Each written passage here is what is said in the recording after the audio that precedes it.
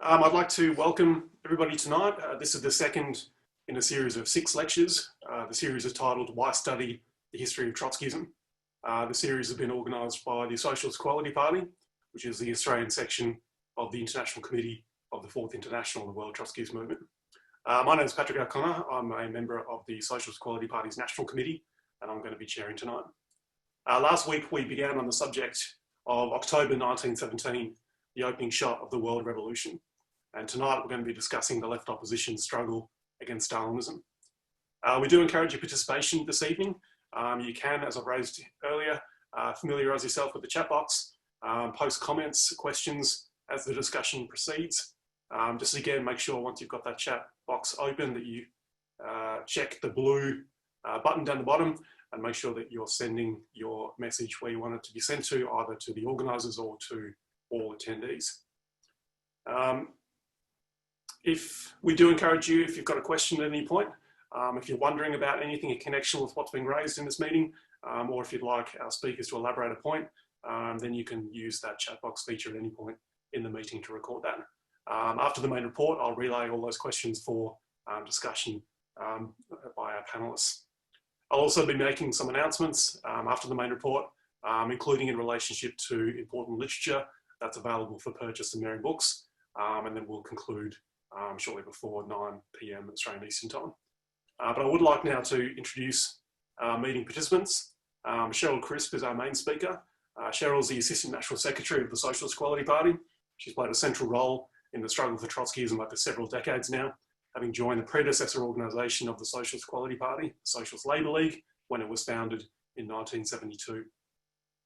As many of you will have no doubt seen, she's been actively representing the Australian section of our World Party in several of the global online events that have been organised by the ICFI during the coronavirus pandemic.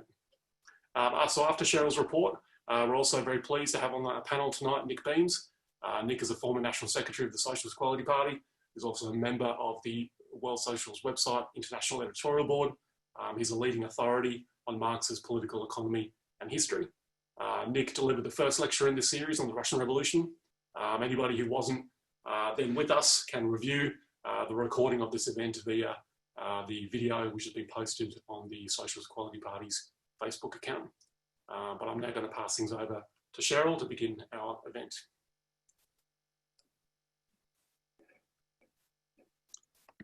Thanks, Patrick. And I'd also like to welcome everybody here, particularly our international participants.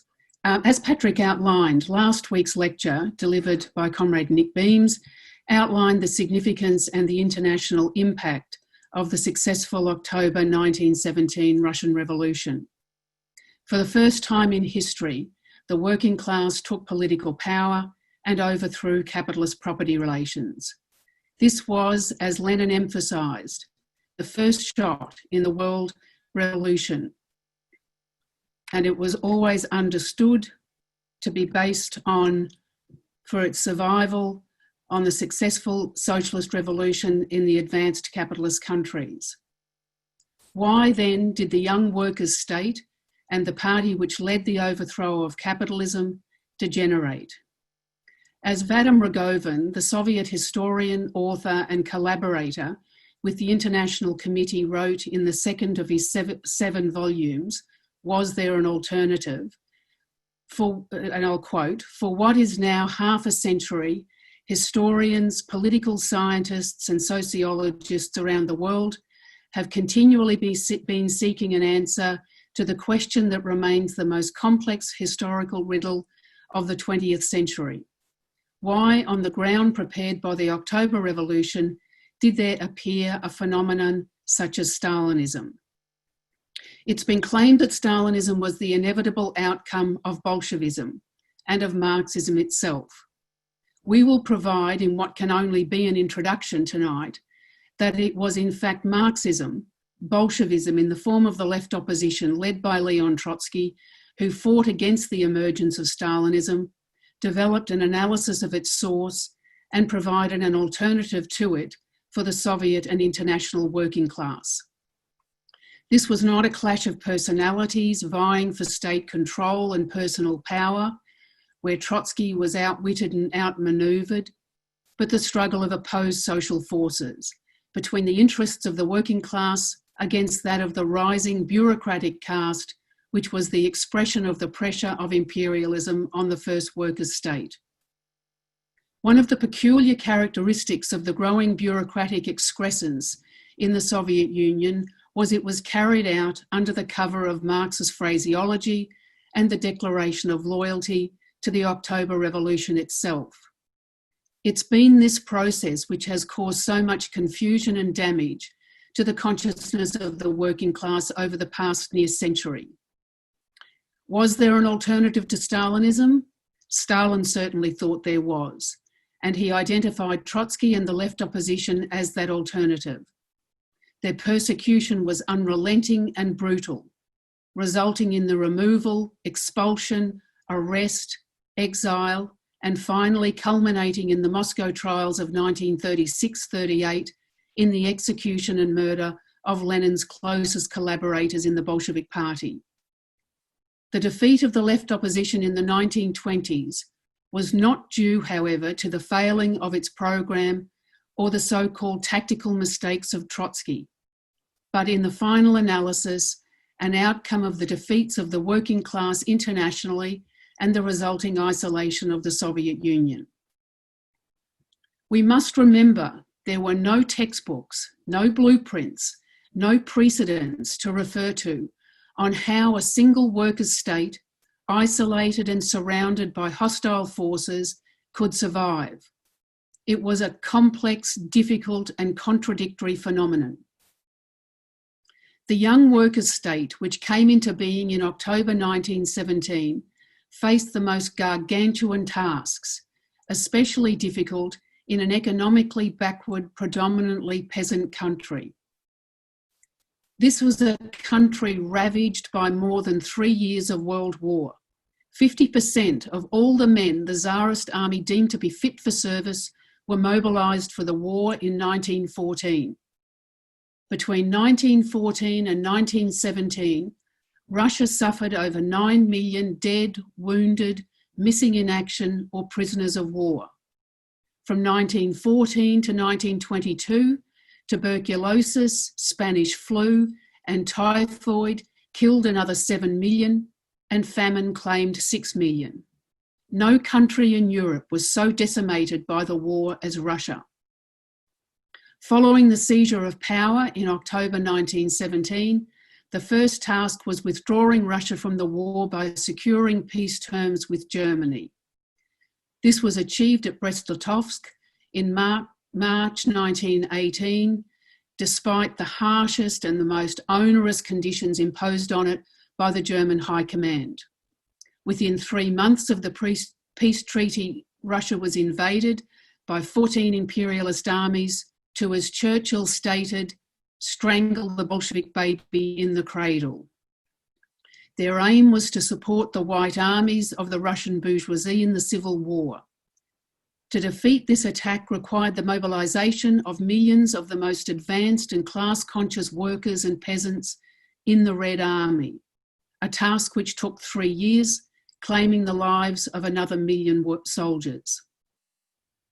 Therefore, the crisis which developed in Russia and in the Bolshevik Party cannot be understood outside of an appreciation of the impact of the Civil War on the Russian working class. They were a small but powerful class on whose shoulders fell the lion's share of the struggle to defend the workers' state from both internal and external attack. They were needed to man the Red Army. This, along with disease, resulted in a massive depopulation of the major Soviet centres such as Moscow, Petrograd and others. Industrial workers in Petrograd in January of 1917 numbered 406,000. By mid-1920, that had fallen to 123,000. Moscow lost 100,000. And in the Urals, the number of mine and factory workers dropped by more than half. The textile industry lost 72% of its workforce, and the machine and metalworking industry 57%. The Moscow death rate doubled mainly due to disease. The physical but also the political impact of the loss of the most class-conscious sections of the industrial working class was immense. As well, the loss of members of the Communist Party was also colossal.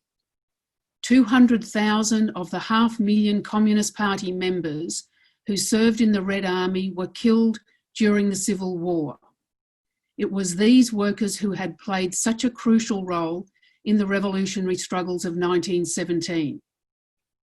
At the same time, due to a massive influx of new members, the social and political base of the Soviet government and ruling party shifted. Membership of the Communist Party between August 1919 and March 1920 increased by 450,000, but the political calibre of these new members was significantly lower than those who had fallen in the course of the war. The social composition of the party also changed. The percentage of members who described their social origin as white collar, as opposed to proletarian, increased significantly. In addition, many of the seasoned party members were drawn into the administrative tasks of running state agencies due to the widespread lack of those with managerial skills or literacy. Under conditions of rampant hunger, poverty and want, these positions brought with them a degree of security. To have one meal a day guaranteed from the workplace canteen was to be in a privileged position. Therefore, in many initially almost imperceptible ways, the bureaucratic caste was starting to develop. The economic policy during the Civil War was that of war communism, which meant in order to feed the armies fighting the Civil War, grain had to be requisitioned from the peasantry. While this certainly produced some opposition on their part, in the end they supported the Bolsheviks because they learned that every time the white armies won, the landlords came back. But when the Bolsheviks won, they were kicked out. It was on that basis that the peasants supported the Red Army and maintained the alliance so necessary for the survival of the workers' state. By 1921, however, the situation had changed. The Civil War had, to all intents and purposes, been won by the Red Army. It was also clear, however, that grain requisition could not be continued. To preserve the alliance with the peasantry, it was necessary to make an adjustment to the economic policy of the government. That adjustment was the introduction of the new economic policy, the NEP, in 1921, where a limited and temporary revival of the capitalist market was permitted in order to boost agricultural growth for trade and to achieve the manufacture of necessary industrial goods. Again, we must understand the conditions which led to this decision.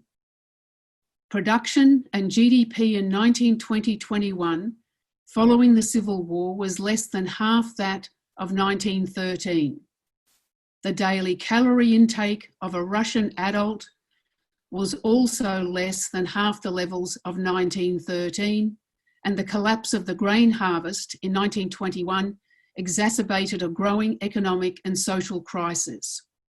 With little food and goods reaching the cities, the urban population dwindled further, and with that the decline in production of clothing, agricultural and farming implements, which would have encouraged the peasantry to produce surplus grain for urban consumption.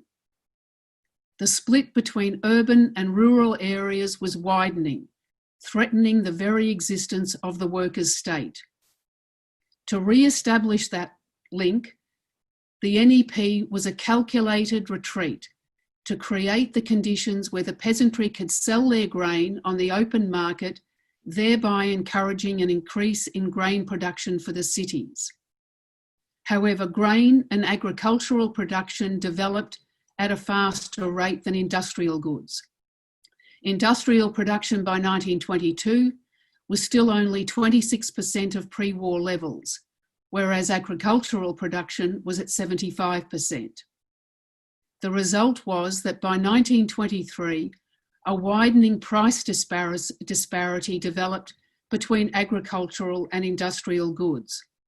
With what became known as the scissors crisis, the price of industrial goods was 3 times higher than agricultural goods, making it impossible for peasants to purchase much needed machinery and equipment, a situation which resulted in threats by them to withhold their grain, threatening famine once again.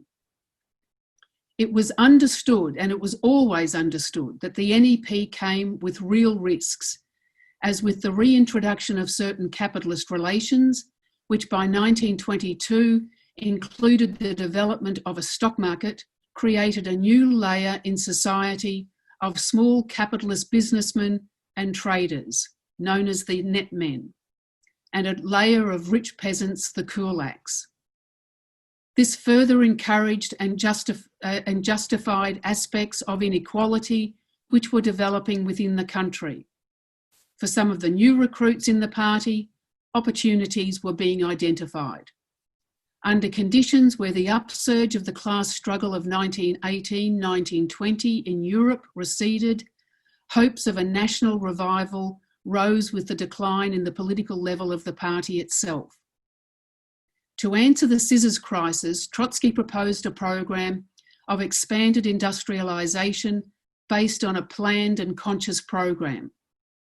This would not only create the conditions for the production of much needed industrial goods, but would strengthen the working class numerically, socially, and politically. But he also insisted that this had to be combined with the development of greater party democracy and the active role of the working class in implementing such a program. This was not something which the growing bureaucracy could allow, as that would threaten their increasing control over economic and political life. It was not the case that the dangers of growing bureaucratisation were missed or ignored within the party, but objective conditions determined the measures required under such difficult circumstances, and Stalin, as General Secretary of the party, oversaw the appointment of positions in the burgeoning apparatus, a post of significant power, as many were vying to secure such positions. But in saying this, Stalin did not create the bureaucracy. More correctly, the bureaucracy selected Stalin. Trotsky explained in the new course that bureaucratisation was not just the aggregate of the bad habits of office holders, but was a social phenomena, one which absorbed a huge proportion of the most active party cadre who became increasingly immersed in the methods of administration of men and things instead of the leadership of the masses. The most conscious socialists of their time understood that the greatest danger to the young Soviet state was not the inevitable problems or even mistakes and errors which were made in the aftermath of the seizure of power, but the isolation of the Soviet Union. It was the defeats of the revolutionary struggles of the proletariat, particularly in Germany, which was to accelerate and cement the basis for the rising bureaucracy. The growing interests of the bureaucracy were strangling the democratic precepts of the party itself. The anti-democratic methods of the triumvirate of Stalin, Zinoviev and Kamenev were attracting increasing anxiety and opposition, along with the concerns of the consequences of the NEP. Trotsky spoke out against the suppression of inter-party democracy, particularly under conditions where Lenin was unable to return to party work following his stroke in March of 1923. In October of that same year, Trotsky wrote to the Central Committee outlining his concerns and criticisms both of the state economic policy and the increasing bureaucratic elements of party life. This letter was then endorsed by the declaration of the 46, who were prominent party members. This was the beginning of the struggle of the left opposition. But the developing party conflict was not determined only by what was taking place inside the Soviet Union. 1923 a year which became a turning point in international class relations, saw the failure of the KPD, the German Communist Party, to carry through the revolutionary overthrow of the Stresemann government, and that changed the balance of class forces within Europe. Heinrich Brandler, the leader of the KPD, despite the most favourable political conditions, called off the insurrection because he did not win the support of the left Social Democrats. While Stalin and Zinoviev laid the blame squarely on his shoulders, it was Stalin who had declared that, quote, "The Germans must be restrained, not encouraged, and for us it would be an advantage if the fascists struck first." This was in fact in line with the position Stalin had adopted in Russia in 1917. As late as March 1917, Stalin had urged the Bolsheviks to unify with the Mensheviks, a measure that would have liquidated the proletarian party and ensured there would have been no revolutionary struggle against the bourgeois provisional government. Kamenev and Zinoviev, on the eve of the insurrection in October, had argued against the seizure of power, not just within the party leadership, but through the press of the Bolsheviks' political enemies. It was only on Lenin's return in April of 1917, when he forced a change to this political line through the April thesis, that he was able to turn the party to the preparation for the seizure of political power by the working class. But the defeat of the German 1923 events was a crushing blow to the German, Russian and international working class. Trotsky fought to draw out the lessons of this crucial experience in what is his famous Lessons of October, written in 1924, in the aftermath of the German debacle. In it, he explains the political struggles and their significance in the Bolshevik Party in 1917. This was not subjectivism on Trotsky's part or a desire to undermine the standing of others. He understood it was necessary for the young communist parties of the Third International to assimilate the strategic lessons of the Bolshevik seizure of power in 1917, from the theoretical rearming of the party with Lenin's April thesis to the organisation of the insurrection that overthrew the provisional government in October. He explained in Lessons of October, and I'll quote, "Events have proven that without a party capable of directing the proletarian revolution, the revolution itself is rendered impossible. The proletariat cannot seize power by a spontaneous uprising. Even in highly industrialised and highly cultured Germany, the spontaneous uprising of the toilers in November of 1918 only succeeded in transferring power to the hands of the bourgeoisie. One propertied class is able to seize the power that has been wrested from another propertied class because it is able to base itself upon its riches, its cultural level, and its innumerable connections with the old state apparatus. But there is nothing else that can serve the proletariat as a substitute for its own party." Close quote. The ruling triumvirate, however, saw this call for a study of 1917 as a threat to their position. The bureaucracy responded to the publication of Lessons of October by unleashing a torrent of abuse and slander in the Soviet press against Trotsky and the left opposition. Trotsky later connected this lying campaign against the theory of permanent revolution with the purges and show trials of 1936, 1938. And I'll quote again, "The Moscow juridical amalgams did not, however, fall from the sky, but were the inexorable products of the past. First of all, that is, of the Stalin school of falsification. It remains an incontestable historical fact that the preparation of the bloody judicial frame-ups had its inception in the minor historical distortions and innocent falsifications of citations." And that is a quote from the Stalin School of Falsification. The political and psychological impact on the Russian working class to the defeat of the German Revolution was profound. Their hopes for support and salvation from the international working class was increasingly replaced with disappointment and a turn to national solutions. It was on this basis that the program of socialism in one country was developed by Bukharin and Stalin in the latter part of 1924. This was a nationalist response and retreat and represented the ideological and political rallying point of the bureaucracy. It wasn't the case that Stalin and Bukharin developed the theory of socialism in one country and then created the bureaucracy.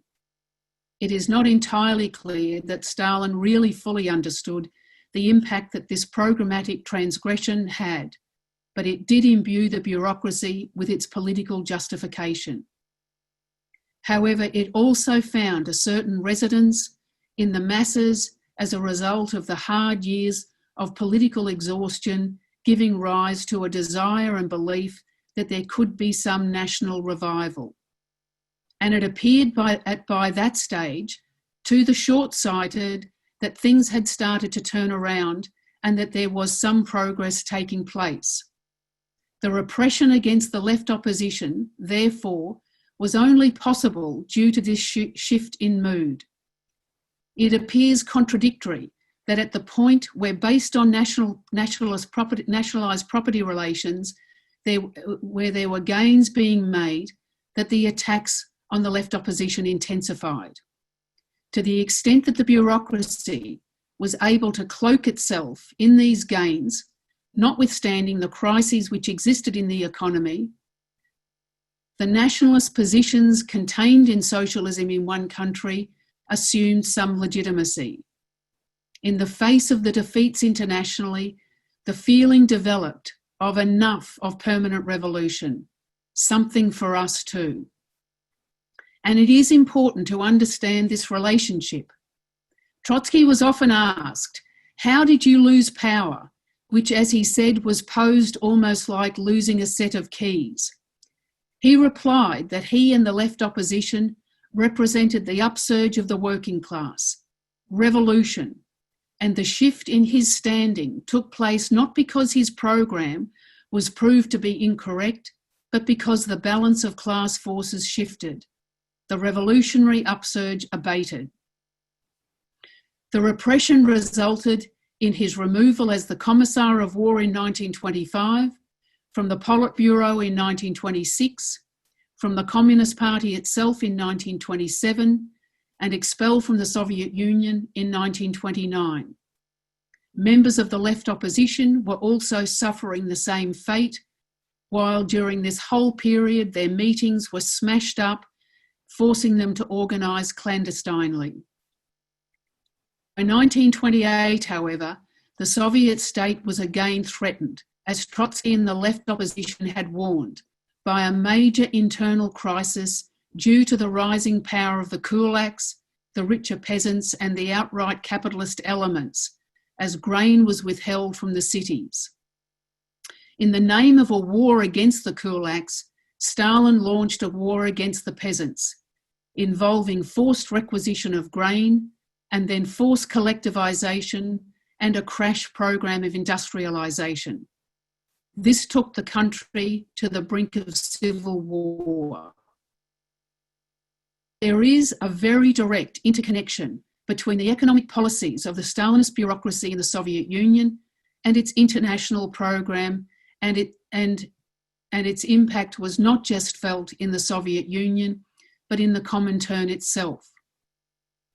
The transformation of the Third International into an appendage of and subordinate to the foreign and domestic policy of the Soviet bureaucracy, its alliances, its agreements and blocs to ensure that there were no imperialist action against the USSR, resulted in the defeats of revolutionary struggles in Britain 1926, China 1927, and Germany 1933.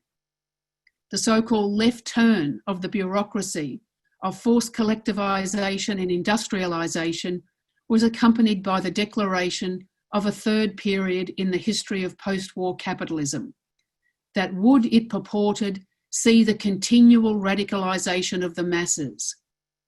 What this meant is that the key strategic task of breaking the masses of workers from social democracy was declared by bureaucratic decree to have been resolved.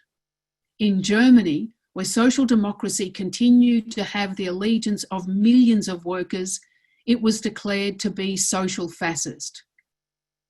Beginning in 1930, as the Nazi danger became increasingly apparent, Trotsky fought for the tactic of the United Front, directed to the formation of a bloc between the KPD, the German Communist Party, social democracy and the trade unions, to defend working class organisations and working class democratic rights against the Nazi danger. This was not political agreement with the program of social democracy, but in fact to prove to those workers who supported them that they could not be relied on to oppose the fascists. The Comintern and the KPD opposed the United Front, thereby dividing the most powerful working class in Europe, rendering it incapable of defeating the rabble and human dross that was the Nazis. This was to make inevitable World War II and the untold slaughter that was to result. Following Hitler's installation as Chancellor by the German bourgeoisie in January 1933, and the failure of any section of the Comintern or any one of its member parties to offer a single word of criticism of the policies that had led to this catastrophe, Trotsky drew the conclusion that change or reform of the Communist International was not possible. If the thunder of fascism could not rouse it, then it was dead for the purposes of revolution, and a new revolution had to be founded. The next lecture will deal with this period. The lessons of this difficult but decisive struggle are not academic or of only historical value, but pertain directly to the tasks which face the Fourth International, which Trotsky founded in 1938, and the tasks which face the working class today in what are the most unprecedented revolutionary upheavals seen in decades. There is nothing more urgent than the building of the revolutionary leadership which can lead the working class to the overthrow of capitalism, a system which threatens the very existence of mankind. It is to this party that I urge you to join. Thank you very much.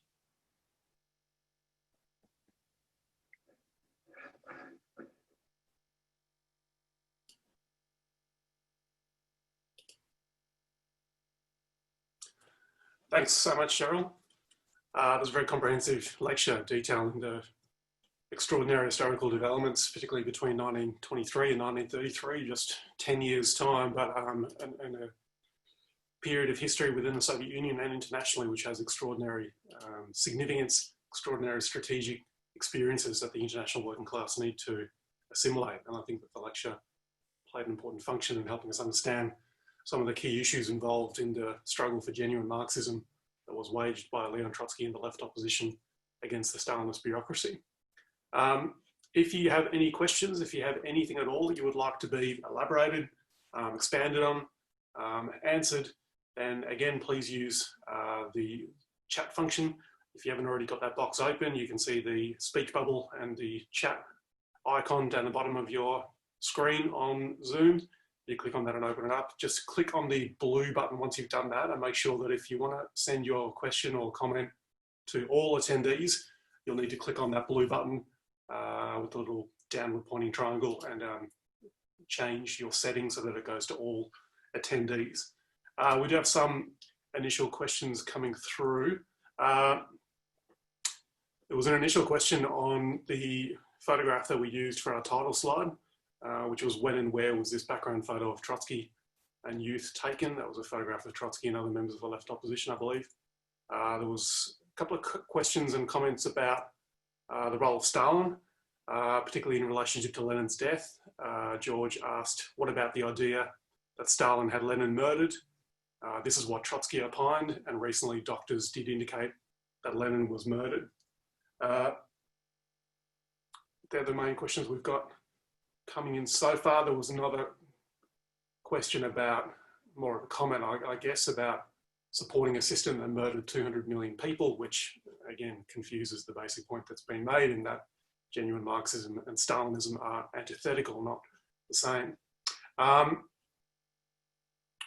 There are still questions coming in. Darren asks, what would have been the correct course of action in Russia after the KPD failure of 1923? That's a very important question. Another question regarding bureaucracy. What is bureaucracy? Specifically in regards to Stalin, what characteristics would you be looking at within a party then and today? Again, further questions can keep coming in.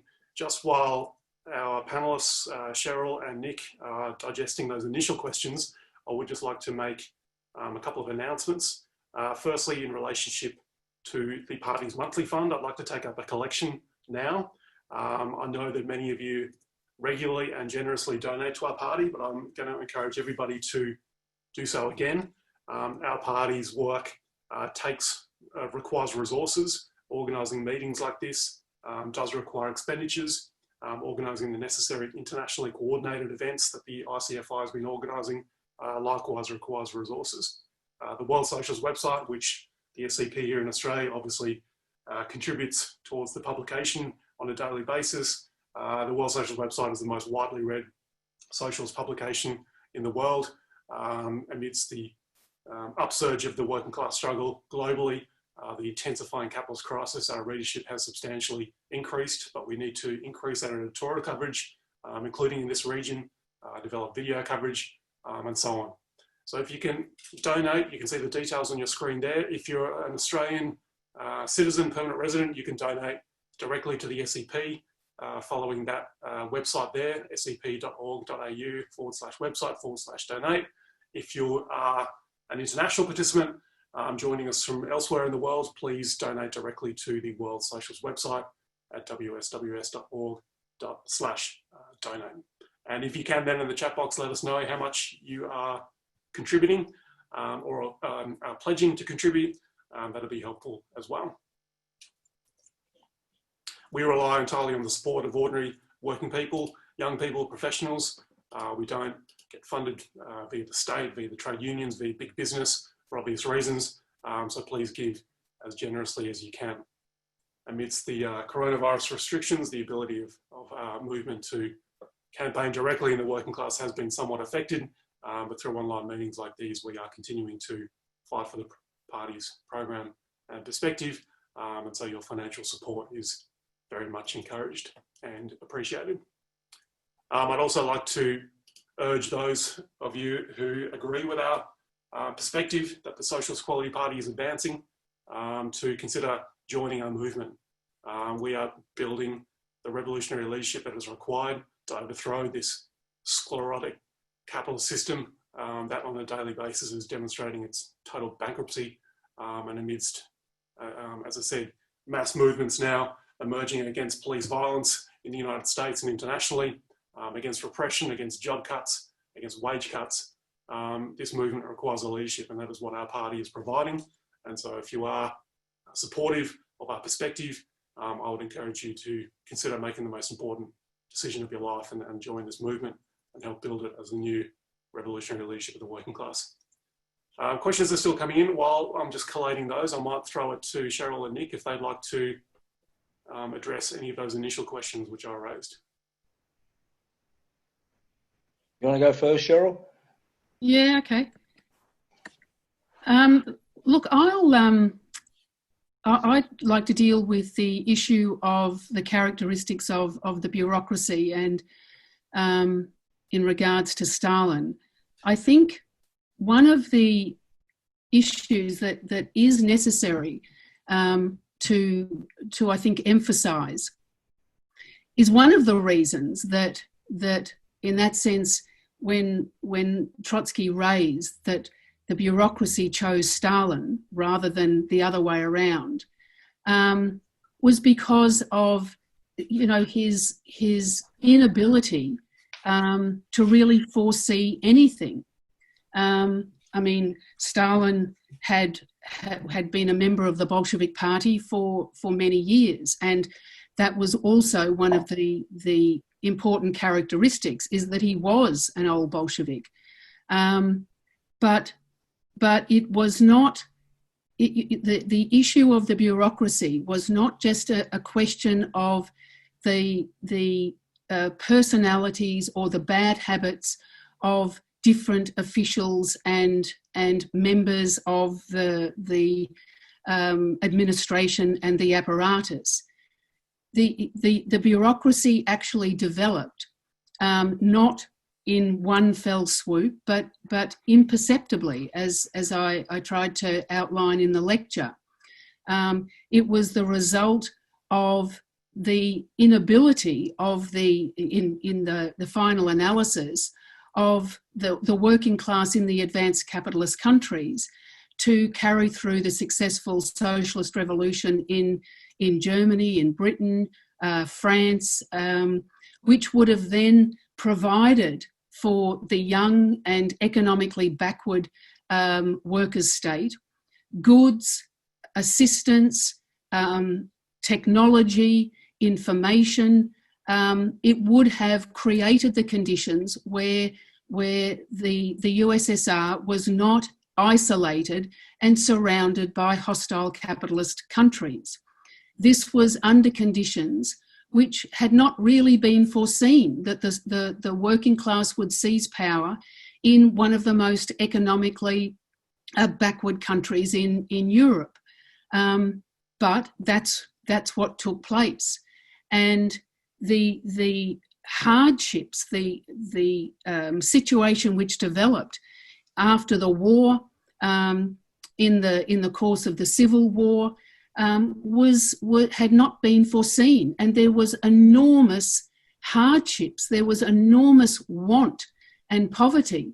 But in fact, it was under conditions where a certain stabilisation had developed. A certain revival had started to take place when there was the development of small, relatively small elements of production, which had to be dispersed amongst an enormous population where there wasn't enough to go around.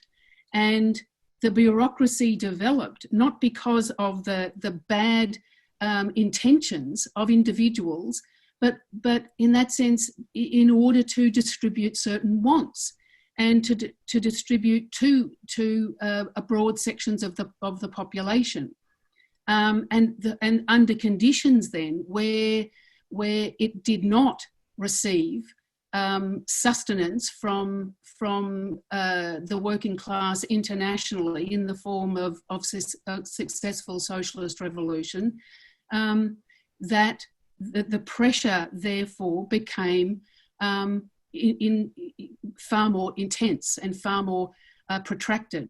And so the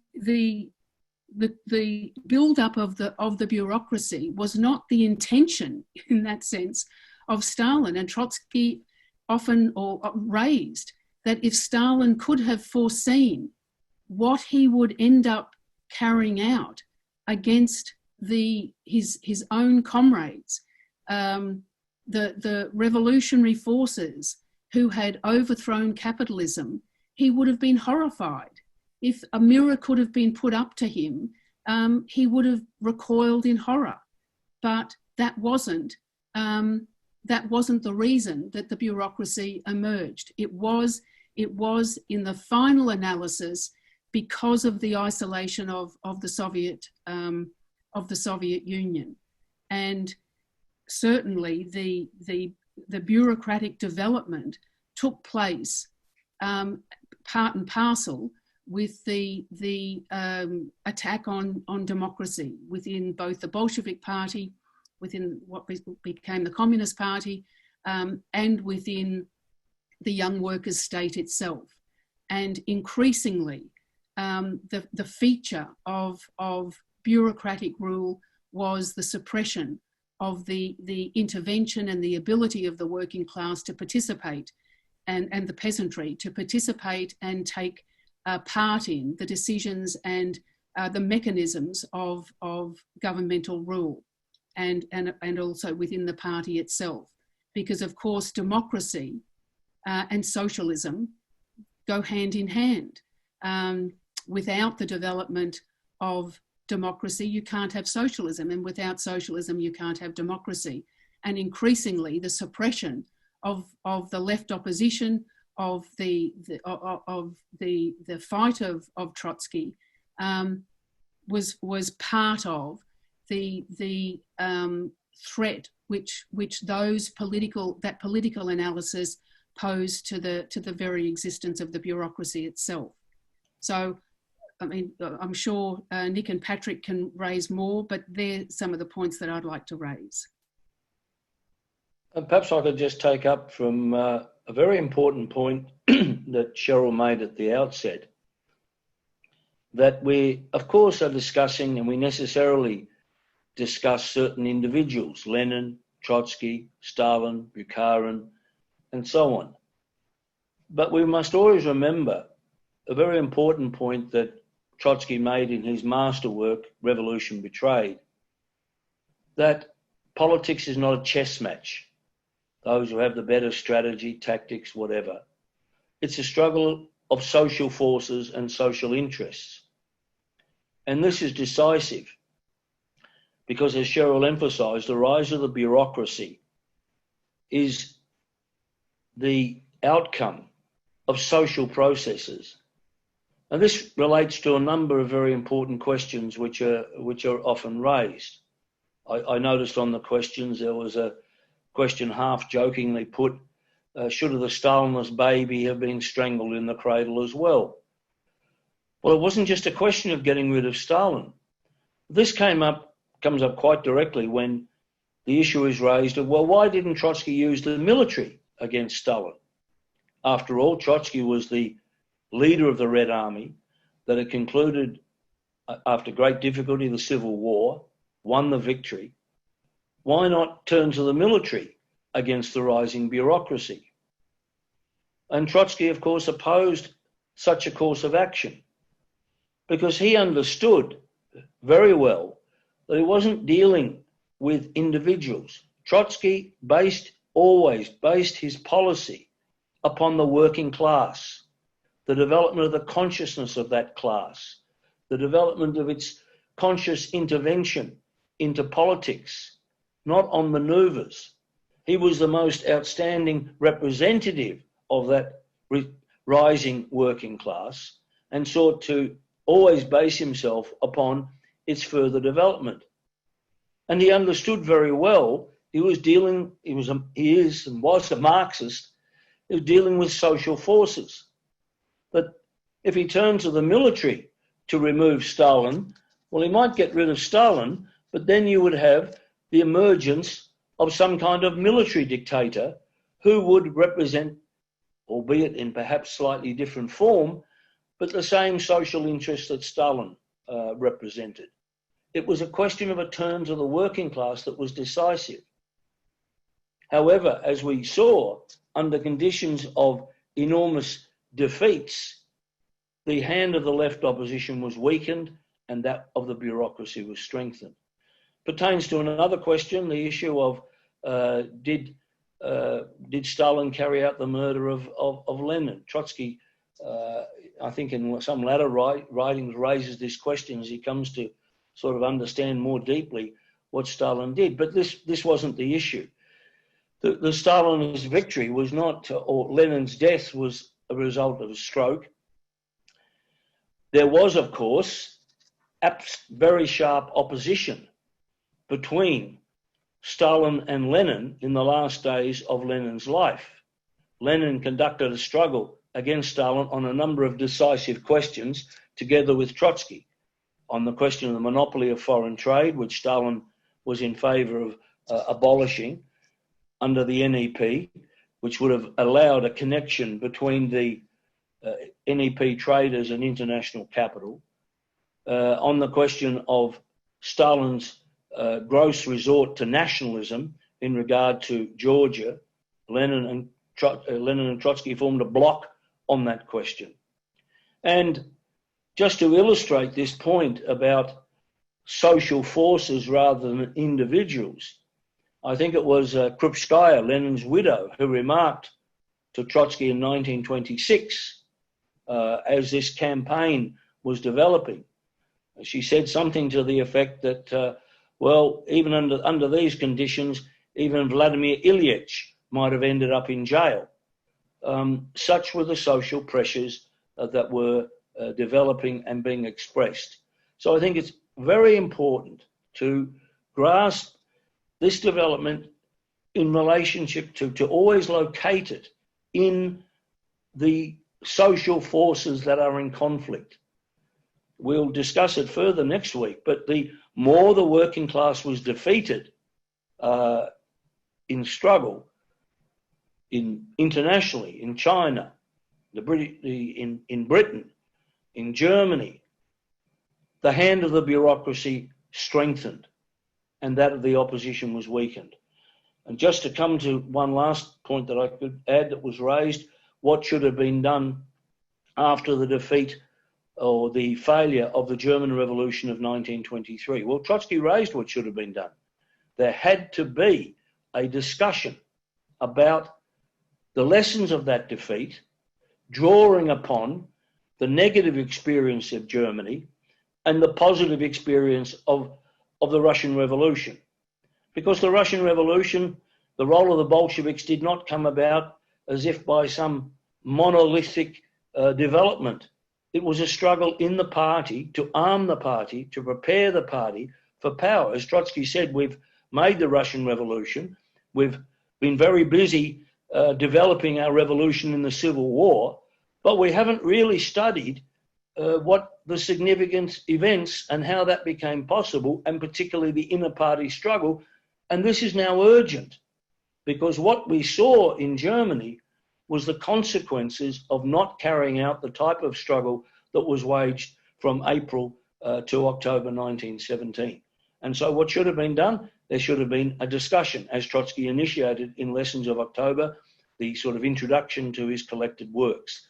The bureaucracy feared that above all, and rather than Lessons of October opening a discussion, it was the occasion for greater and greater repression of the left opposition. Thanks, Nick. There are lots of questions to get through, so I'd rather move to the next couple that I've got, which relate to the question of Germany, which is an important issue in relationship to the development of the left opposition within the Soviet Union that Comrade Cheryl spoke on. One person writes, could the Spartacists in Germany, the Spartacists were the revolutionary tendency within the German social democracy, could the Spartacists have changed the outcome by taking power there if they had broken with the Second International sooner? And another person writes that a discussion on the failed German Revolution after World War I would be helpful.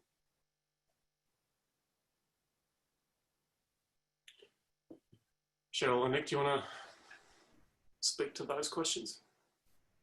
Yeah, well, perhaps I could address the question of the Spartacists was the group that was led by Rosa Luxemburg that finally broke from the SPD. And one could say, and this is a complex history, I mean, the German SPD was the centre of the growth of revisionism within the Marxist movement, developed in particularly from 1898 onwards by Edward Bernstein, who denounced Marxism, declared that the policy of seeking social reforms was the road to power, that the movement for social reform is everything, the final goal, that is the revolution, is nothing. And this platform, this policy, revisionism, the growth of opportunism, led to the betrayal of 1914. There was a direct connection with those tendencies. And Lenin's struggle in Russia began with a fight against what he considered to be the Russian exponents of this type of politics. Now, Rosa Luxemburg was on the left wing of the German social democracy, and she was one of those who led the fight against Bernstein, against a certain reluctance, one could say, within the leadership of the German social democracy. Bernsteinism was particularly based in the trade unions, which had been founded by the SPD. And of course, she had to consider many questions. One doesn't break from a party founded on a Marxist program, which had enormous following in the German working class, light-mindedly. One doesn't say, oh, well, they don't agree with me, I'm going to split. One doesn't do that. But certainly, by 1914, and the betrayal of the German social democracy, when it voted for war credits, it was absolutely clear that a split was necessary. But Luxemburg didn't do that. And that is one can look back and say that's, that was a political error and a political mistake. A split did come in the German social democracy, but it wasn't led by Rosa Luxemburg. It was led by an organisation called the Independent Social Democracy, to which Luxemburg and her followers joined. Lots of workers followed them as well and joined that organisation, disgusted with the betrayals of the German right wing, which became more and more open. But in fact, those workers really joined the USPD because Luxemburg and Liebknecht, Karl Liebknecht, the other major opponent of the German right wing, were in that party. And it wasn't until 1919 that the Spartacus Bund was established. Now, there was a movement in 1919, end of 1918, beginning of 1919, the upsurge of the working class in Germany. We saw the emergence of workers' councils, the overthrow of the Kaiser, and so on, and the social democracy was put into power, very much by the backed with the military and with the industrialists, who sought to stabilise the situation. The Spartacus Bund was in no position in 1919 to launch a struggle for power. But militant sections of the working class in Berlin, shop stewards movement, syndicalist workers, social democrats, some of them, revolutionists, did launch a struggle. It was premature, and it led to a defeat. Further preparatory work was necessary, and that was undertaken, above all, through the founding of the Third International and the development of the KPD, the German Communist Party, which did become very rapidly a mass political party embodying the most decisive sections of the German working class.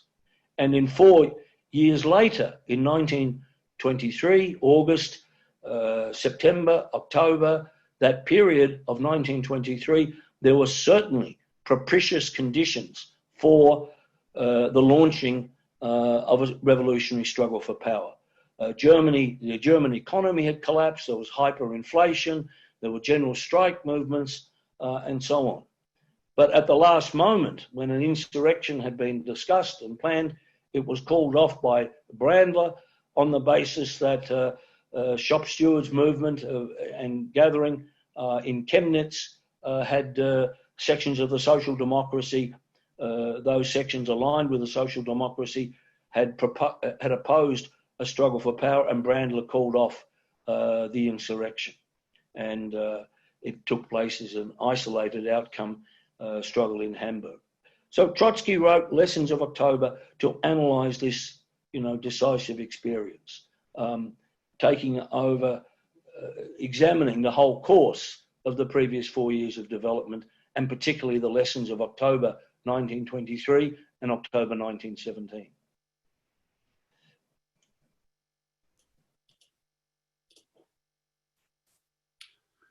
Thanks, Nick. Cheryl, did you want to add to that? It is a complex and important issue, the question of the German Revolution. It's one of those experiences which is typically covered over. Not many people are taught the fact that World War I ended not by the bourgeoisie resolving their differences, but by the upsurge of the working class, first in Russia in 1917 and then in Germany in November 1918. That was ultimately what gave rise to the end of the First Imperialist War. And the question of revolutionary leadership is underscored by the failure of the German Revolution, both in 1918 and then subsequently 1923. Now, look, I'll answer some others a bit later if I can. Okay. We do have a couple of other questions that do touch on the issue of Germany again. Before I get to those, I would like to bring participants' attention to literature on offer from Merriam Books. Merriam Books is the international publisher of our movement, publish Marxist literature at very affordable prices. I'd just like to draw people's attention to a couple of books. This one that you can see on your screen is The Heritage We Defend, a contribution to the history of the Fourth International. And this is the new 30th anniversary edition of this book. It's written by David North, as you can see, who's the chairman of the WSWS International Editorial Board, also chairman of the Socialist Equality Party in the United States. This book is really critical. If people attending this meeting don't own it, haven't read it, you really need to. Amidst this current upsurge of political crisis, upsurge of working class struggle internationally, this book is critical reading. What it does is elaborate the history of the Fourth International, and out of that draws lessons on the struggle against opportunism and therefore lays the basis for the building of the movement internationally. Vladimir Lenin once noted that without revolutionary theory, there can be no revolutionary movement. And this is not purely a work of history, this is revolutionary theory in the fullest sense of the word. It's only by drawing the lessons of the struggle for genuine Trotskyism against all forms of opportunism and revisionism that the revolutionary movement is going to be built internationally in this period. And so reading this book, making a serious study of it is a crucial part of any revolutionist education in this period. That's just, excuse me, that's $34.95. If you'd like to order that, we encourage you to send an email to mehring@aussiemail.com.au. That way we can organise delivery within Australia. Go to mehring.com if you're ordering internationally, but use the email function for local deliveries. The next book I'd like to let you know about, two books, excuse me, is by Vadim Rogovin. Vadim was a Russian sociologist, an opponent of the Stalinist bureaucracy within the Soviet Union. After the liquidation of the USSR by the Stalinist bureaucracy, Vadim developed a relationship with the International Committee of the Fourth International and established himself as an authority, Trotskyist authority on the history of the struggle against Stalinism. These are two of his books. The one on the right is 1937, Stalin's Year of Terror, $34.95. The one on your left of the screen is the most recently published in English translation. It's Bolsheviks Against Stalinism, 1928 to 1933, Leon Trotsky and the Left Opposition. So very apposite given the subject of tonight's event. The other book, if we flip to the next slide, two books. The pamphlet on your right is by Leon Trotsky, In Defense of the October Revolution. We've republished this speech, which Trotsky delivered while he was in exile on the 15th anniversary of the October Revolution. Trotsky was invited by Danish Social Democrats to give a lecture. So he travelled to there and gave a passionate and very informative defence of the October Revolution and the gains that emerged after the creation of the world's first worker state. That's just $5, so very much encourage everybody to order that. Finally, the book that you can see on your left, Back in Time, My Life, My Fate, My Epoch. That's the memoirs of Nadezhda Joffe. That's $26. Nadezhda Joffe was the daughter of Adolf Joffe, who was a crucial revolutionist within the Bolshevik Party. After the October Revolution, Adolf Joffe became a diplomat of the USSR, a very important member of the left opposition, supporter of Trotsky, tragically committed suicide in 1927 as a protest against the Stalinist bureaucracy's repression of Trotsky and the left opposition. Nadezhda Yoffa was then suffered her own persecution at the hands of the Stalinist bureaucracy, and her memoir really is a unique record. It's the only memoir from a surviving member of the left opposition who emerged after the Stalin period and recorded her experiences, and so provides a really moving as well as insightful account of that period in history. So I encourage again everybody to order that. To come back to our questions, and again, I'd encourage everybody to continue to use that chat feature with any additional comments or questions that you'd like to make in response to the lecture that Comrade Cheryl delivered tonight, subsequent comments by Cheryl and Nick. The couple of questions that I'd like to refer to now, I think are connected. One participant asks, what would have been the correct course of action in Russia after the KPD failure of 1923? And another question from a different participant is, my question is on the war communism policy and its following need for a more capitalistic NEP to grow industry. Does this represent capitalism's superior ability to increase production? In a socialist future for the world, could this kind of temporary policy be implicated in times of scarcity?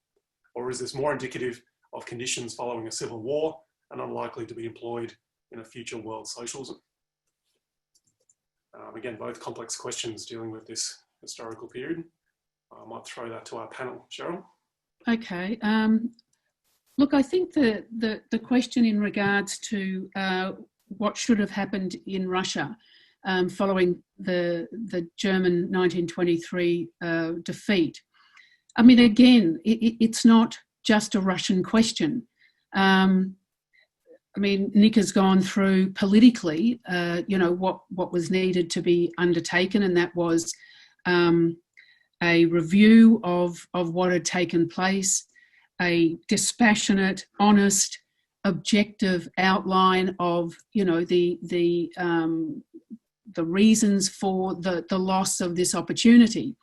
I mean, in Russia itself, the development of the NEP had taken place, and increasingly the crisis, of the disparity, the scissors crisis was being experienced, and as the left opposition and Trotsky was outlining, what was necessary was the development of industrialisation, not breakneck speed, not forced and intensified industrialisation, but the development of the mechanisms, the means by which industrial output was able to increase. And of course, that was in line with what was taking place and the development in the country and in agriculture. But of course, internationally and politically, it also had to be addressed. I mean, the Comintern, under conditions where what was really being put forward was an increasing position that the communist parties, the young communist parties, rather than developing independent political organisations and fighting for the development of struggles of the working class, such as in Britain in 1926. I mean, what took place there was a situation, a general strike. I mean, Britain came out of World War I, a far weakened empire. It had been certainly the losses and the impact of World War I on all the European countries was devastating. But England, emerged out of World War I, a very, very weakened empire. And the working class, undertook revolutionary struggles in the fight against any attempt to force them to pay for the costs of the war. You had in May of 1926 a general strike which developed, which was undertaken for at least 9 days, you had a situation of dual power. And rather than the development of the fight for independent, organisations, Soviets, councils of action, to fight for the development of independent methods of struggle of the working class, for the development of the fight for the seizure of power, what the Comintern, what the Third International advised and instructed the Communist Party of Great Britain to carry through was to hand over the organisation of the general strike to the TUC, to the Trade Union Council, who promptly handed it back and closed down the strike and handed power back to the ruling class. Churchill, who was the Chancellor of the Exchequer, played a central role in fighting to defeat this, this general strike. But it was not Churchill. It was not the strength of the British ruling class that was the source of the defeat of the general strike. It was the policies, in particular, of the German, the British Communist Party, under the tutelage of the developing bureaucracy. The same position took place in China in 1927, where the Chinese Communist Party was instructed to go into an alliance and a bloc with Chiang Kai-shek and the Kuomintang, under conditions where they then turned around and carried out the massacre of the Chinese communists and defeated what was a revolutionary situation. So what happened in Russia was absolutely centrally bound up with what was taking place internationally. While 1923 was certainly a turning point, it was not the end of the revolutionary struggles that were being undertaken internationally in both advanced and developing countries. And so it was a two-pronged issue. I mean, what had to be carried out was the necessary measures in Russia, both to ensure the development of the economy under conditions where, the fight for the working class in Britain and other countries to seize power, which would have then alleviated the pressure on Russia itself. So I'll just raise those questions. Thanks, Cheryl. I think if I can just briefly touch on the second question regarding the NEP, the new economic policy, and whether that indicates capitalism's superior ability. Does that represent capitalism's superior ability to increase production? Well, no, it doesn't. What it indicated was the desperation, the desperate situation objectively that the Bolshevik Party found itself in, given the enormous economic crisis that was triggered by the imperialist onslaught, counter-revolutionary onslaught after the October Revolution, as Cheryl detailed in her lecture. The depopulation of major cities, the extraordinary resources that needed to be mobilised during the Civil War had a major impact. Now, under war communism, which was also raised within that same question, it was never the Bolsheviks' intention to nationalise everything after the October Revolution. That's not what happened. In fact, the wide-scale nationalisations was a defensive measure. After the October Revolution, the bourgeoisie essentially went on strike. They locked out workers, shut down factories and so on. And so taking them into public ownership was a defensive measure required to keep the economy running, particularly in conditions of civil war as it emerged in 1918 and 1919 and afterwards. Now, the new economic policy was a defensive measure. It was necessary to revive market relations, particularly within the countryside, in order to pull the country back from the brink of economic crisis that it confronted.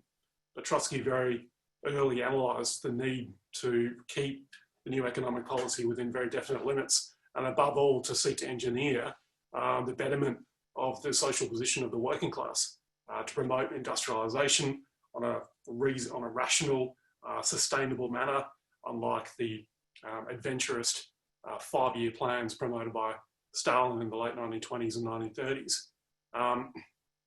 But far from, as I said, far from representing some sort of superiority of market relations, it was an immediate defensive measure.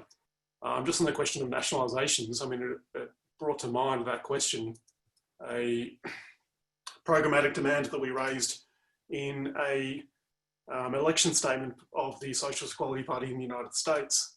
I might just copy and paste that into the chat function so you're not just listening to me. We raised in our election demand, in our election this demand to establish the economic foundation for the reorganisation of economic life in the interests of the broad masses of the working people. We advocate the transformation of all privately owned industrial and manufacturing corporations valued at $10 billion or more, companies that taken together control the decisive share of the US economy, into publicly owned enterprises with full compensation for small shareholders and the terms of compensation for large shareholders to be publicly negotiated.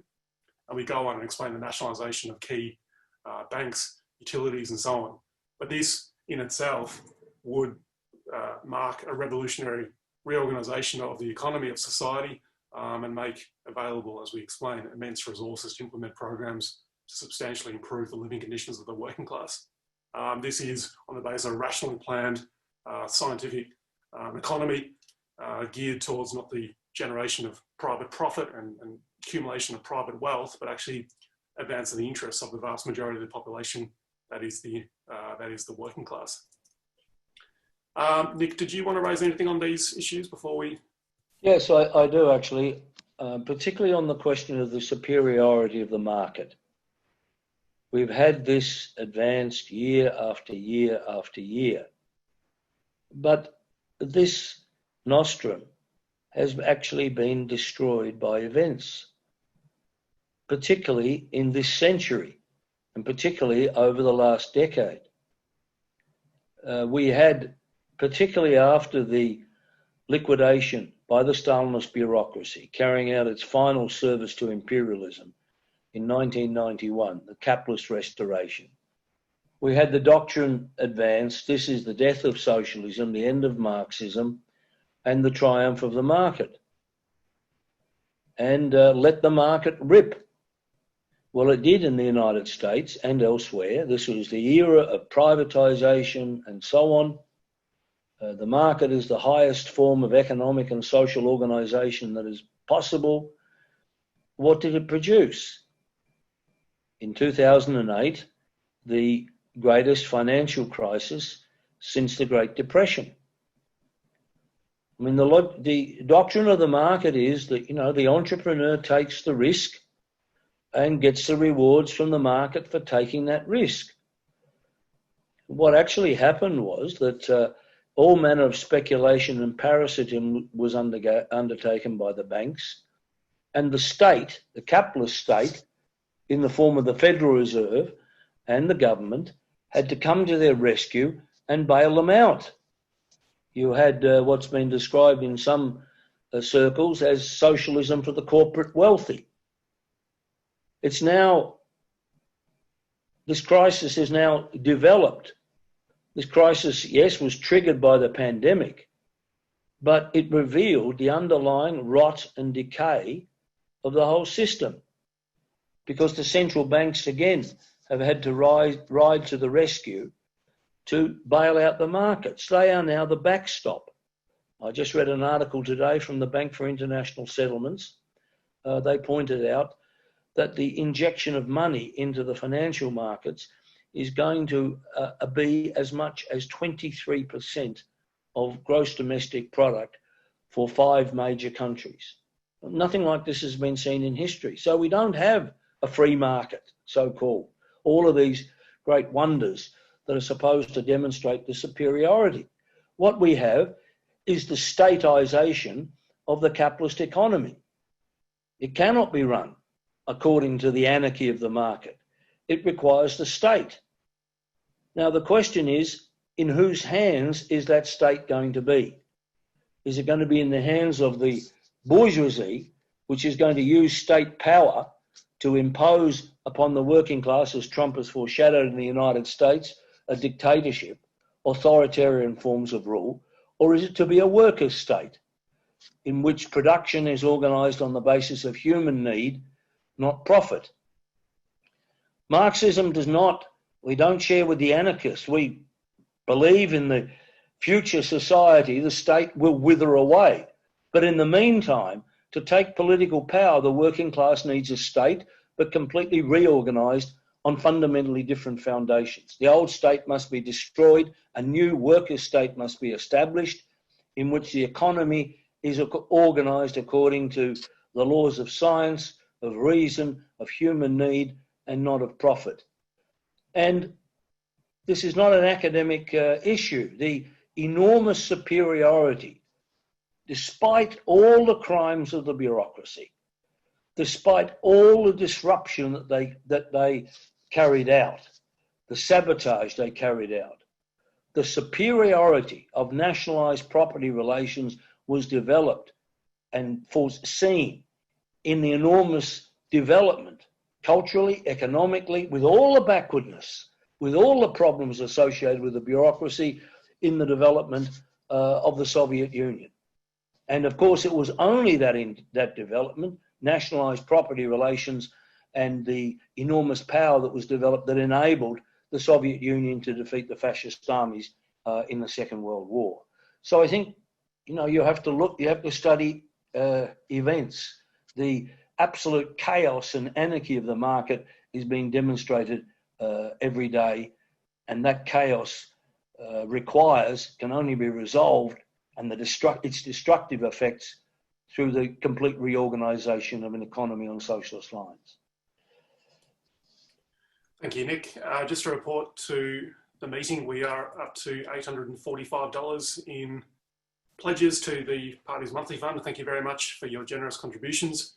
It would be good to get that up beyond $1,000 by the end of the meeting. So if you haven't donated already, please do so. The details are there, and let us know in the chat box what you have donated or plan on doing in the next immediate period. We have time for a couple more questions. There's one very important, also broad question that I think goes to the heart of aspects of this lecture and this series as a whole.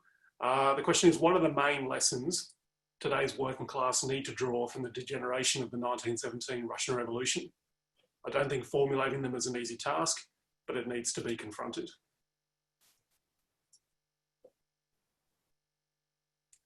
Okay. Well, it's an important question. I guess the way I would approach it is that I think, as I drew out in the lecture, I mean, this, the actual seizure of power in Russia, in an economically backward and predominantly peasant country, was not where Lenin thought the seizure of power would first take place. It would never, and it was never possible for a lone country under those conditions to survive as in that sense, a socialist state without degeneration in that sense, without the international working class overthrowing capitalism and coming to the aid of that country. And so I think how I would approach that, I mean, under conditions of today, you have, the development of globalised production. You have an internationalisation of the working class and the proletarianisation of the working class to a scale, and an intensity which has never happened before. I mean, the working class has expanded certainly in China, in Asia, in Africa, internationally. Far from the working class disappearing, as we are always told. In fact, it is expanding at a rate never before seen. And so the sort of problems in that sense which confronted Russia wouldn't appear in that sense in the same way today. But what will appear, what does confront us, is the question of the role of the party. I mean, if you look at, in that sense, what was the issues that resulted in, and there's many explanations for it, and we've gone through some of them here, and we don't really, have the time or the ability to outline all the circumstances.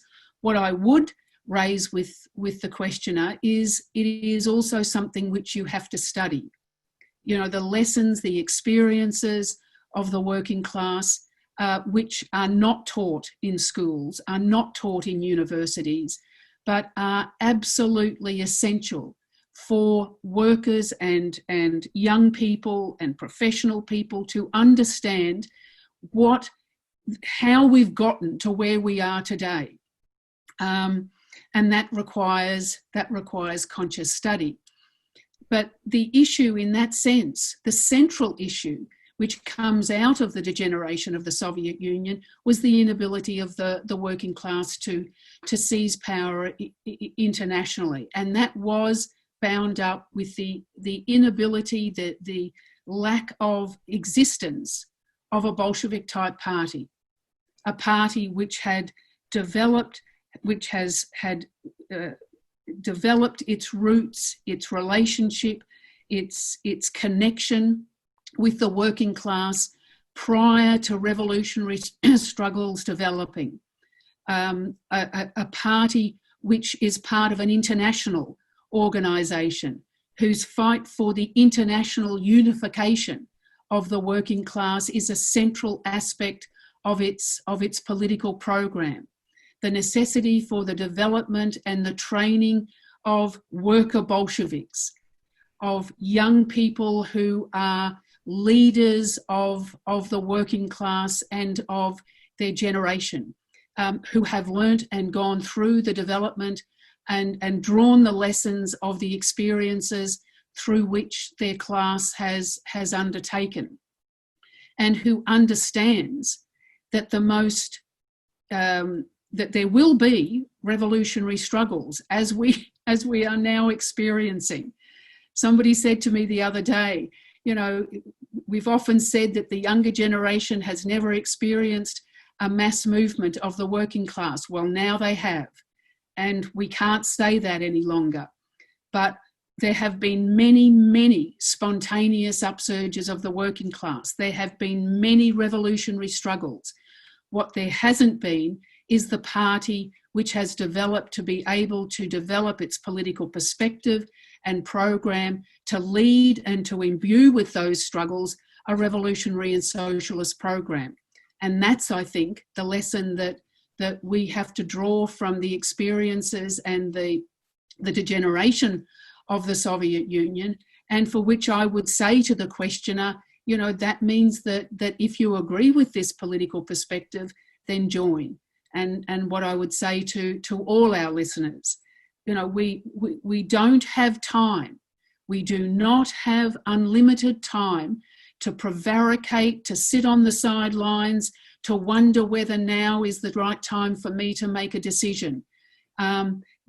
Capitalism is engaged now in a systemic collapse, but it will always be able to resolve its problems if it's allowed to continue to exist.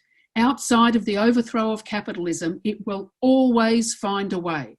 And the way will be really the development of international war.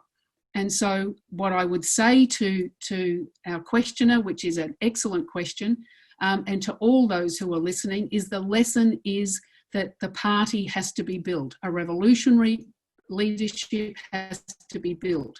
And I would urge you to take your place in that fight. Thank you, Cheryl. I'd just like to add briefly, I think drawing the lessons of the degeneration of the revolution is important, but it's at the same time also important to draw the lessons from the victory of the revolution. I mean, before the degeneration, there was the world's first worker state established. Capitalism was overthrown. The degeneration subsequently was not inevitable, was not preordained. It was the outcome of a whole series of unique and tragic historical circumstances. But there was a struggle for it in the 1920s, as Cheryl went through in her lecture. The left opposition fought with every ounce of its being to reverse the sort of trends towards counter-revolution, the sort of social forces that the Stalinist bureaucracy represented, and to fight for a genuine internationalist perspective. But there was that successful overthrow of capitalism on one of the world's largest countries, a struggle which, notwithstanding the degeneration, nevertheless laid the basis for really extraordinary economic and social developments within the Soviet Union. Over the space of 2 decades, just to give one example, illiteracy was wiped out in the Soviet Union, went from being 60 or 70% illiterate to near zero by 1939, which remains the world's history's most extraordinary and successful literacy campaign.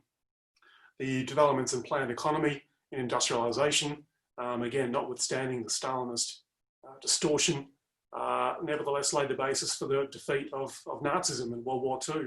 At immense cost, 27 million Soviet citizens lost their lives in that experience.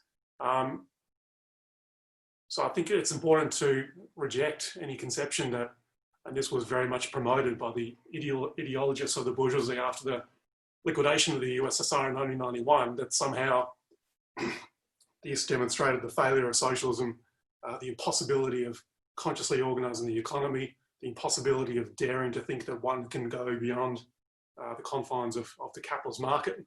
But the reality of history is very different than that. And I think that in these conditions, Cheryl went through, when every day young people are confronted with the impossibility of allowing this capitalist system to continue much longer amidst the threat of world war, social devastation, state violence, this experience does need to be analysed, and it is an inspiring history that we can look back on and draw strategic lessons from. I think this discussion provides a good segue into a question which doesn't directly deal with the lecture, but is nevertheless important, and it's to do with the current political situation, particularly in the United States, with the movement against police violence that was triggered by the murder of George Floyd, and there was a question on the,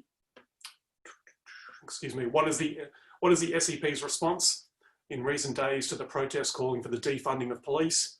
Is a socialist response to abolish, demilitarise or democratise the police force? And perhaps our panellists can speak more broadly on the issues bound up with the still unfolding movement in the United States and internationally against police racism and violence.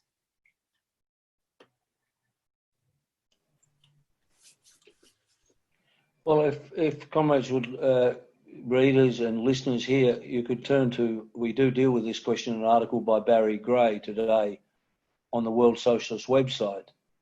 And he concludes with the most important point about what is the police. They're not some organisation of the community to, keep us law and order and have the functioning of society and so on. What is the capitalist state? The capitalist state, as Lenin and Engels explained, is in the final analysis bodies of armed men to protect capitalist property.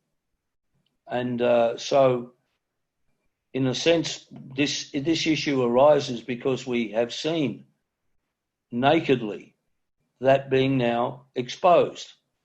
The military, the police, the organisation of violence against demonstrations, the state violence against the demonstrators, most clearly shown last Monday outside the White House, when a peaceful protest was dispersed as Trump gave his speech calling for the use of the military to make a war on the American people. As the Defense Secretary Esper said, we have got to dominate the battle space.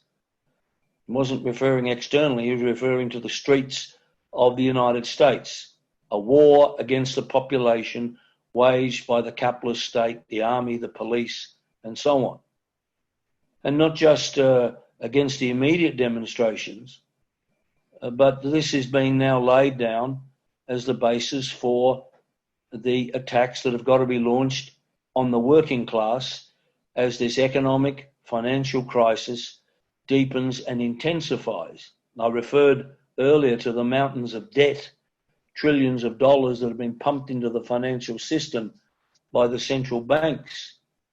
That has to be repaid, and it's going to be repaid by the extraction of ever greater surplus value and exploitation of the working class. That's going to produce, and is already producing, we already see it, massive social opposition. So the choice is not in the United States or anywhere else for that matter between socialism and some kind of reformed bourgeois democracy. No, the choice is between socialism or military, police, and if Trump had his way, fascistic forms of rule that are being developed. So this state has to be completely overturned and a worker state has to be constructed. There is no solution to this crisis by some kind of reforming the police force, changing their codes of conduct or defunding them and so on. No, it requires a complete overturn of the social and economic order which the police defend, the army and all the forces of the capitalist state, and the reconstruction of society on new foundations, and the development of a worker state to regulate and organise democratically social life.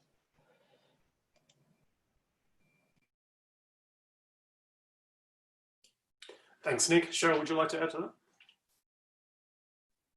No, I think Nick's done okay. We are going to have to conclude the meeting shortly. Thank you very much for everyone's participation. Apologies if we didn't get to your question. Make sure if we haven't got your contact details that you please leave them with us. We can get back to you in relationship to any unanswered questions.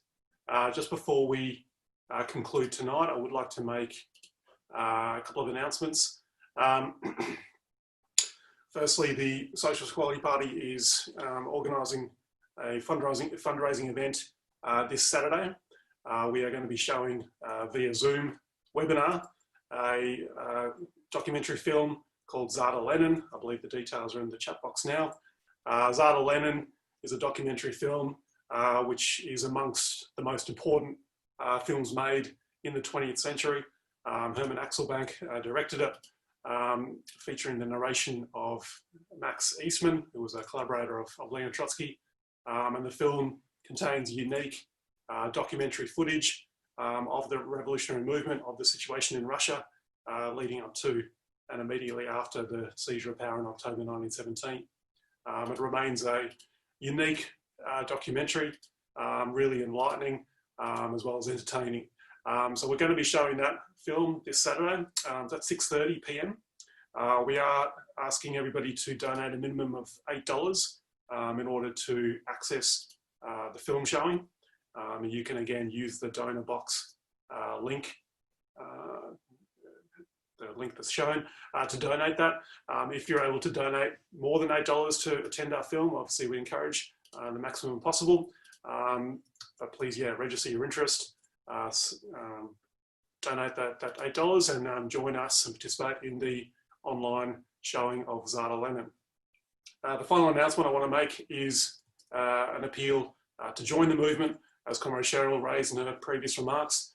If you agree with our perspective, our analysis of the deepening crisis of world capitalism, our perspective of world socialist revolution, agreement isn't enough. You need to make the most important decision of your life.